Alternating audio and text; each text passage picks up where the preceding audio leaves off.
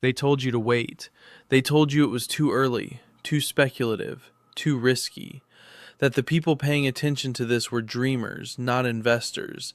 That the technology was unproven and the market was immature. And maybe, just maybe, you should sit this one out and let the serious money handle it. And yet here you are, still watching, still learning, still paying attention when most people have changed the channel. That's not an accident. That's instinct. And right now, that instinct is about to be validated in ways that most people won't understand until years from now, when the foundation has already been poured, the bridges have already been built, and the doors that are opening today are locked forever behind the ones who arrived late.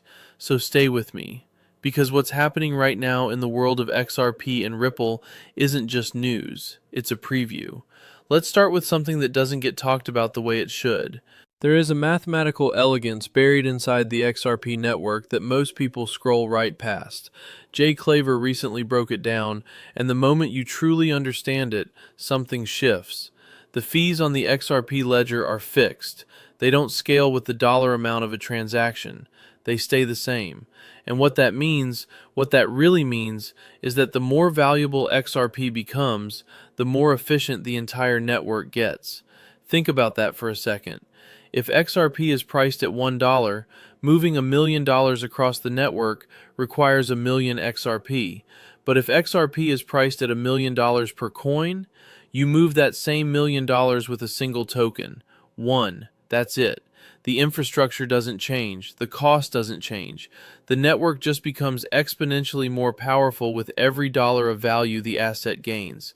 That's not speculation. That's architecture. And here's where it gets quietly extraordinary.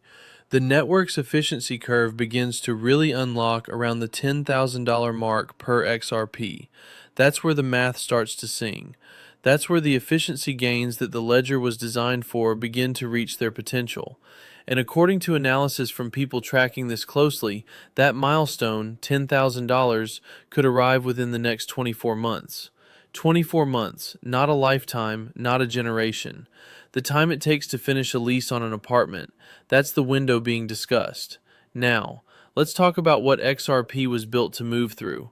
Ripple just released a new report alongside BCG on the state of tokenization in financial services, and the numbers are the kind that make you sit up a little straighter. The total global market for tokenized financial assets is projected to hit $6 trillion this year alone. $6 trillion. And by 2033, that number expands to nearly 19 trillion. Now there's something in those numbers that doesn't add up, and you might have noticed it too. If we're expected to go from near zero to 6 trillion in a single year, why does the following 8 years only produce 13 trillion more? Why does the pace seem to slow down once it's already started running? Here's one possible answer. Ripple is being conservative on purpose. They're not in the business of making promises that can be called out later. Other analysts, people like Raoul Pal, are projecting a tokenized asset market closer to 100 trillion by 2033. 100, not 19. There's a gap there, a massive, uncomfortable gap. And what lives inside that gap is the question of how fast legacy infrastructure actually falls and what replaces it. Because here's the thing about the old financial system. It still runs. Not well, not efficiently, but it runs. And there's inertia in that. Decades of inertia. The global financial infrastructure we depend on today was built for a world that no longer exists. Slow, fragmented, built on paper-era logic dressed up in digital clothing. Tokenization doesn't tweak that system. It replaces it. The Ripple BCG report describes this transformation in 3 phases. The first is quiet, low-risk adoption. Banks and investment firms start bringing familiar products onto the blockchain. They're not reinventing anything yet, they're testing the water, building digital custody, standing up basic infrastructure, getting comfortable. Ripple Custody, formerly known as Medico, is already the infrastructure behind this phase for real financial institutions. The foundation is being poured right now, even if nobody's talking about it at dinner tables. The second phase accelerates. Institutions begin moving more complex assets. The requirements get deeper. The value unlocked gets broader. And this is where regulation becomes critical. clear rules, sophisticated platforms, and the willingness to let old revenue models go.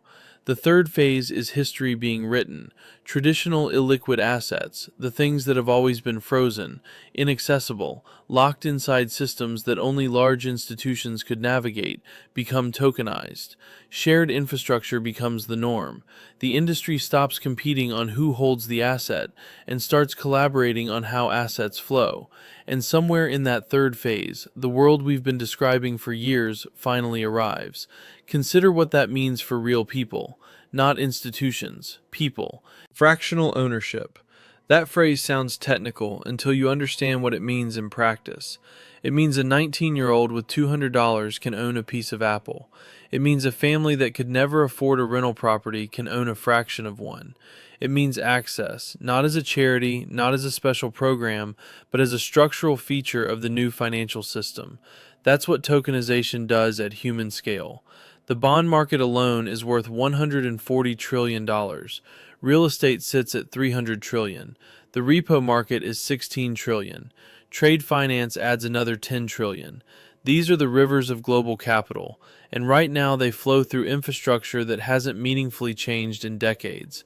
When those rivers move to blockchain, they don't trickle, they redirect. One decision changes everything. And when the decision is made, when the infrastructure is live and the threshold is crossed, it won't be a slow drip, it'll be a transfer. The old rails will hum quietly in the background for a season, and then they'll go dark, and the new system will carry everything. Now, let's have an honest conversation, because not everything happening right now deserves applause. Hines was recently asked a direct question. What about XRP, Cardano, Solana? What about the American crypto companies that were supposed to be part of this new era? What is the actual plan? And the answer, when you strip away the language and listen to what was actually said, was nothing. Not a plan, not a commitment, just a pivot back to Bitcoin. The strategic Bitcoin reserve was structured around Bitcoin because Bitcoin is considered a commodity, not a security, because it has no issuer, because it has what they call intrinsic stored value. Those are real distinctions and they matter, but they were also used to sidestep the original promise, the one about supporting American innovation in blockchain. XRP is American, Cardano is American, Solana is American, Chainlink is American. And what plan exists to bring those assets into America's strategic portfolio? Right now, none. What's worse is the revenue mechanism being floated to buy more Bitcoin. Tariff revenue. Money collected from taxing imported goods, from taxing everyday purchases, potentially funneled into a Bitcoin reserve that benefits, at most, a few thousand people who already own substantial Bitcoin holdings, out of 330 million Americans. There's a weight to that number, not because Bitcoin isn't valuable, it is, but because a policy sold as supporting American innovation in blockchain has quietly become a policy of supporting a single asset, one whose creator remains anonymous and whose origin has nothing to do with the American companies currently building the infrastructure of the next financial era. You deserve to know that. You deserve to feel the frustration of it. Because when institutions aren't fighting for what's right, the people who are paying attention become the pressure. And yet, in spite of that frustration, the work continues. Ripple acquires Hidden Road, a $3 trillion platform. The XRP ledger grows its utility. Flare Networks expands the ecosystem. Coinbase is applying for CFTC-regulated XRP futures. Legal clarity is advancing. Institutional DeFi is taking shape. The building doesn't stop just because the government hasn't caught up yet. The technology doesn't wait for permission. It never has. And maybe that's the deepest truth of all this. The people who change things rarely get official support at the beginning. They move anyway. They build anyway. They pay attention when everyone else is distracted. They see the bridges being constructed before the city on the other side has even been named. You're one of those people. That's why you're still here. The next 2 years are going to be unlike anything this space has seen. The tokenization wave is already cresting. The infrastructure is already being laid. The numbers are already moving. And somewhere in the gap between what the government is doing and what the technology is making possible, history is being quietly written.